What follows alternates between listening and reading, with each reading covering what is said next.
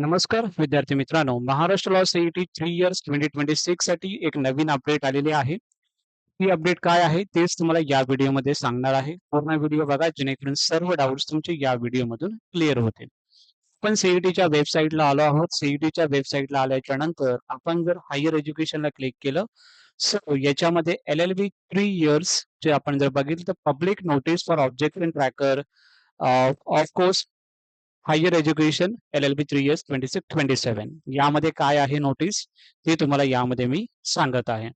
So ही notice ही open केलेली आहे. Okay, यामध्ये ऑब्जेक्शन ट्रॅकर म्हणजे मी तुम्हाला सांगितलेलं आन्सर की ही तुमची 3 मे या 2 मे पर्यंत तुमची येणार आहे. सो याच्यामध्ये जर आपण बघितलं LLB 3 इयरचे जर आपण बघितलं 1 मे 2026 ते 3 मे 2026 पर्यंत तुमची आन्सर की तुम्हाला दिसणार आहे. तुम्ही किती क्वेश्चन करेक्ट केलेले आहात, किती क्वेश्चन रॉंग आहेत आणि मग टोटल तुमचे मार्क्स हे किती आहेत हे तुम्हाला 1 मे 2026 3 मे 2026 पर्यंत तुम्हाला दिसणार आहे.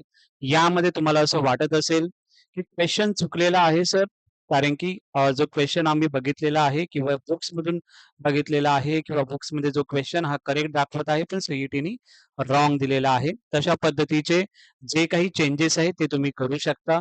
यामध्ये दिले बघा display of question paper response given by the candidates म्हणजे तुम्ही जो रिस्पॉन्स दिलेला आहे आणि करेक्ट आन्सर की जी करेक्ट आन्सर की आहे जी सीईटीने दिलेले आहे ते तुम्हाला कधी चेक करण्यासाठी भेटणार आहे ते 1 मे 2026 म्हणजेच परवापासून तुम्हाला चेक करायला भेटेल.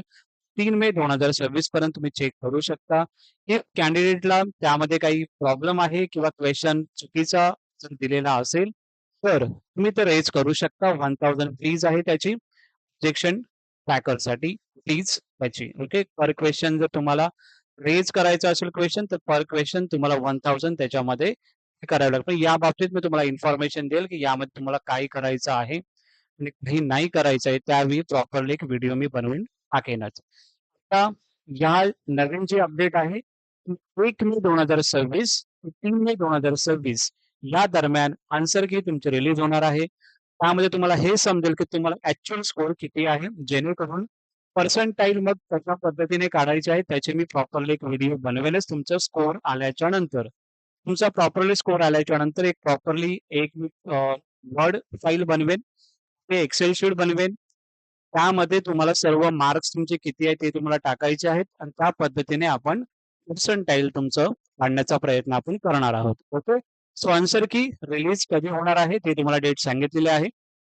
1 मे ते 3 मेच्या दरम्यान आन्सर की तुमची असणार आहे. तुम्हाला डाउनलोड कसं करायचं आहे ती आन्सर की ते सुद्धा मी जेव्हा ती डाउनलोड करायला आपल्याला दिसेल, कारण की आता तुम्ही पोर्टलला चेक केलं तर तुम्हाला ऑब्जेक्शन ट्रॅकर हा फ्रीज दिसणार आहे. ओके, तुम्हाला ते चालू दिसणार नाहीये कारण ते 1 मे 2026 पासून चालू होईल. कशा पद्धतीने तुम्ही तुमचे जे ऑब्जेक्शन ट्रॅकर किंवा आन्सर की कशा पद्धतीने तुम्ही डाउनलोड करू शकता ते एकदा तुम्हाला मी दाखवतो. सीईटीच्या वेबसाईटला आहोत. सीईटीच्या वेबसाईटला आल्याच्या नंतर इथे तुम्हाला सीईटी एक्झामिनेशन पोर्टल AY 26-27 यावरती क्लिक करायचं आहे आणि यामध्ये तुमचा जो ईमेल आयडी आहे, पासवर्ड आहे ते तुम्हाला टाकायचा आहे आणि साइन इन बटनवरती तुम्हाला इथे क्लिक करायचं आहे. क्लिक केल्याच्या नंतर तुम्हाला इथे नॉर्मल ऑप्शन इथे दिसत आहे ऑब्जेक्शन ट्रॅकर. आता फ्रेज दिसत आहे. हा ओपन कधी होणार आहे? 1 मे पासून हे चालू होणार आहे ऑब्जेक्शन ट्रॅकर. ज्यावेळी ते ओपन होईल त्यावेळी व्हिडिओ मी बनवेनच. ओके, त्याचं टेन्शन घेऊ नका.